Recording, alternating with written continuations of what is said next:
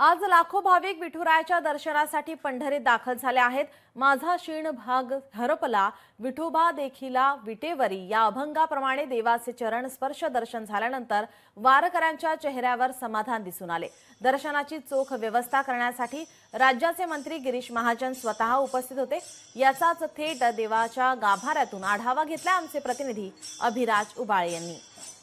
आषाढी यात्रेची शासकीय महापूजा राज्याचे मुख्यमंत्री देवेंद्र फडणवीस आणि त्यांच्या सुविद्य पत्नी अमृताताई फडणवीस यांच्या हस्ते पार पडलेली आहे आणि विठ्ठलाचं हे शोजवळ रूप आपण या ठिकाणी पाहू शकता। लोकशाहीच्या प्रेक्षकांसाठी आज लाखो भाविक विठुरायाचं आषाढी एकादशी निमित्त दर्शन घेण्यासाठी दर्शन रांगेमध्ये उभे आहेत।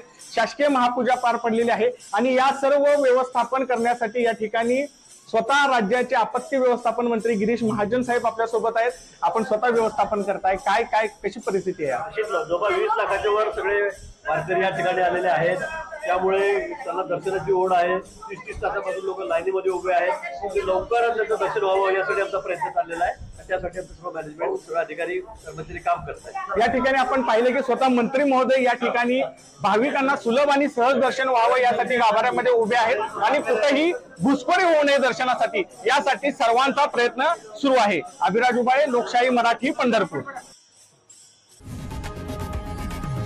लोकशाही मराठी ऐका, पहा, जागरूक रहा।